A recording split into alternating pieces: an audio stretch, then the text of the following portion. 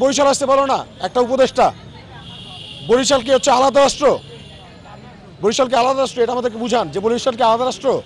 যে কেন হচ্ছে বরিশাল আসা যাবে না কেন বরিশালের সমস্যার কথা শোনা যাবে না বরিশাল মানুষের কথা কেন শোনা যাবে না এই প্রশ্ন এখন আমরা উপদেষ্টার কাছে রাখছি আজকে তার জন্য এই অবস্থা তার নির্দেশে এই এত কিছু ঘটে যাচ্ছে তাকে এটা জবাবদিহিতা করতে হবে অতি দ্রুত আমাদের সমস্যার সমাধান করতে হবে অতি দ্রুত আমাদের দাবি মেনে নিতে হবে লিখিতভাবে আমাদেরকে আশ্বাস দিতে হবে এবং অতি দ্রুত যতগুলো হামলা মামলা হয়েছে প্রত্যেকটা সুষ্ঠু তদন্ত সাপেক্ষে বিচার করতে হবে এবং হচ্ছে মিথ্যা মামলাগুলো প্রত্যাহার করতে হবে